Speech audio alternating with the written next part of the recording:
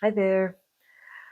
So, today I want to talk about the plant medicines and our relationship with them. I've noticed on my journey with the plant medicines that a lot of people, especially in the Western context, go to the plant medicine because they have some problem, they have some issue, they have some health concerns, their relationships are difficult, they're confused about where they want to go in life, and they go to meet the medicine with the intention of getting some answers, getting some help, with an expectation that the medicine is going to somehow illuminate them and show them the right thing to do and cure them of some illness. And as I've been journeying here with the Huniquin people from the Brazilian Amazon, I'm married to a Huniquin Indian since 3 years now. And I've been studying their tradition and the way they relate to the plant medicines and learning about relationship in general through being in this kind of extended family, big community environment. I've come to understand a bit more about relationship, and it's really been bringing some new perspectives for me about the medicine work. And I notice in the West here, a lot of our issues have been pathologized and medicalized, and we've been kind of conditioned. We've learned to believe that there's something wrong with us if we're not like pleasing or satisfying others or like living up to certain kind of expectations. We have a lot of this kind of not enoughness that we carry around, and then we go around and try to fill in that not enoughness with all kinds of things from outside. We seek validation from outside, we seek solutions from outside, we seek permission from outside, we seek advice from outside. We've kind of become disconnected from ourselves, and we've the reality is like when we have that all our relationships are kind of a reflection of the same dynamic. If we're disconnected from ourselves, we're usually disconnected from the people around us, from the things around us, from life, also from the medicines. And if we know how to have a if we're well connected with ourselves, if we're grounded, embodied, if our soul is living in our body, and we live like a soul guided kind of lifestyle, then we're usually also, yeah, we're more present and aware and able to be in relationship with ourselves and with the world around us. And the plant medicines, like ayahuasca, which is one of my main plant allies, but all of them, up down to the herbal tea that you drink, maybe, they have a spirit. They're living beings, and they if you who are listening have been following in spiritual conversations or circles for a while, you may have heard that, for example, our spirit guides, the angels, and these other beings that exist in the astral realms, they don't come and interfere with us or in our life without permission, because that's considered disrespecting the boundaries of someone else. So they're always waiting for to be asked. And so the same applies for our relationships then with the spirits of the plant medicines, that their spirits are there, they're waiting, they're just waiting to ask. And many times, you know, when, like, I'm just speaking from my own experience as having grown up in a Western cultural context, even though I grew up traveling around the world and living in different places, uh, there's still, I guess, it's the ancestral lineage that I carry that we've I've learned to give away my authority. And I think it's a general issue in much of these Western cultural contexts where we have this kind of hierarchical systems. And I'm not speaking against hierarchy. There is a place and a purpose for hierarchy, and it's a very valuable thing as well. But if there's a lack of kind of like respect and like clarity about the roles and power dynamics, the relationship can get unhealthy and twisted. And so I've seen that when people go to plant medicine circles with this kind of intention of not meeting the medicine like another being, just like another human being, then it becomes kind of like an extractivist kind of dynamic or situation, kind of like a colonial approach where we just go and we give money and then we think we're entitled to get whatever we want.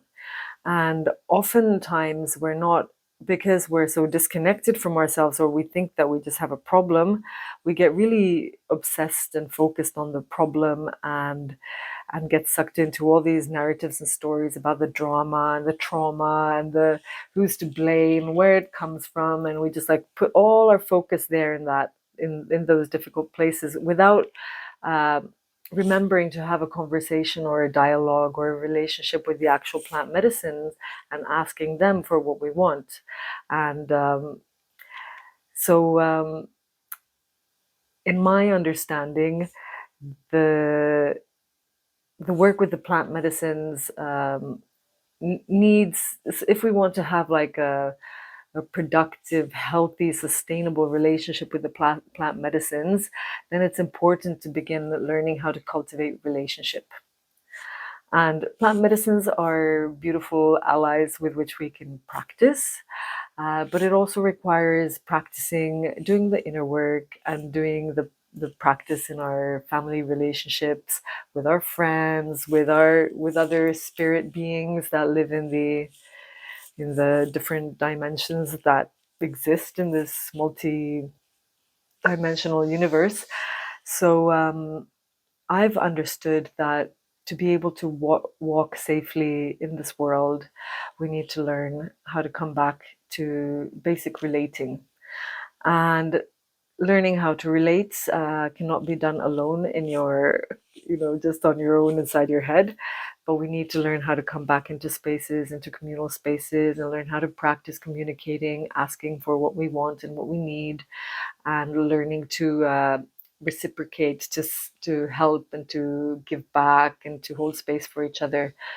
So that's why I like to think of, I've kind of like moved in my approach to this plant medicine work from like being focused on ceremony being like a healing place to go to where we go and fix ourselves, but rather that it's a school of nature where we're offered an opportunity to where the work together with the spirits, the songs, the plants, the prayers, and they will help us to, and also the people that we sit within the circle, and it's all kind of like a mirror and a teacher, and it shows us where we have space to or like what are the things that are kind of like not working out for us, what's the kind of like the shadow, the wounding that is there. And then rather than getting obsessed with the shadow or the wound, it's inviting us, like in school, to practice new ways of being, to relearn new ways of relating and new ways of being and co-creating.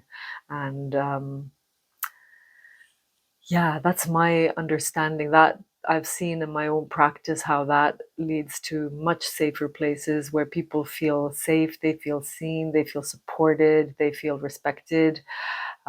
Because ceremony settings where there is a focus on this kind of trauma, it gets very much, it can easily go into a place where people start to try to fix themselves and fix each other and try to really over control, like manipulate and control the environment and the setting. And any one of us who knows that when someone comes around and tries to be controlling, it can get pretty uncomfortable and people can get defensive. And it's the same with the plant medicines also. I've noticed that depending on, if we're very demanding of them, or, just have like certain, like unrealistic expectations, then they can really also not be cooperative and might show us things that kind of like mirror to us our behavior towards them. So these are some topics that I've been contemplating and working with and exploring ways for how to bring this kind of a new perspective, this new kind of paradigm, this new kind of approach to how to work with the plant medicines. And I'm excited for this opportunity to share some of these things that I've learned on my journey over the last few years with the Hunikuin people. Um, and I'll be sharing more as the days and weeks and months go on. But I want to welcome you onto this journey. If you want to hear more, make sure to subscribe to this channel, like the video as well. You'll help me with the channel and also with passing this word, uh, helping to get this message out to other people who also resonate and might be needing this kind of information. So, because we do live in a world where there's so much information out there, so many perspectives, so many approaches, so many people giving advice, that it can really be a confusing playing field to navigate in. There's a lot of magical stories, and people go to ceremonies with lots of expectations and hopes, and then can become disappointed when it's not what they were expecting. And there's also a lot of people who share stories that are really scary and unpleasant, and that also creates a lot of tension and resistance and fear around the plant medicine work. So I would like to invite us to open up a new way of walking this path, to learn how to create a safe space for us to first learn how to become safe in ourselves, to get clarity and learn how to cultivate our own sense of discernment and inner kind of authority, so that we know how to enter these medicine spaces and learn how to participate in the medicine work, and also to show up, to be allowed to show up just as we are at whatever level of our evolution and our journey. And we're all so different. We all come with so many different uh, backgrounds and belief systems and stories. And as we have seen, the way the world is moving these days, that we really need to learn how to coexist in peace and harmony despite our differences, rather than seeking for the one perfect way to do things. So for me, really, this idea of learning how to relate in mature, healthy ways is at the centerpiece of our society, our humanity, moving forward and evolving on this planet. So I'm very grateful to be working together with the plant medicines, to be accompanied by their spirits and all the other spirits of the forest as well, who are, have called me and have invited me to join on this journey. So if you kind of resonate with what I'm speaking about and you want to hear more, make sure to stay connected, and I look forward to continuing our conversations and finding ways of relating and interacting with you as well.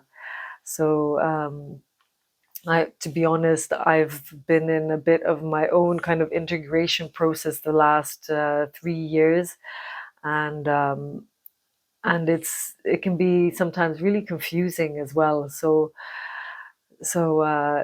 and now I'm also stepping into this new kind of space of learning to show up and relate with a bunch of people out there who I don't necessarily see and know, and finding new ways of relating. So thank you for this opportunity to practice and learn together and create. And thank you for your patience as I kind of figure this out. And I look forward to getting to know you as well. So, yeah, I'm so happy and excited. And I want to thank you. So, yeah, let's be in touch.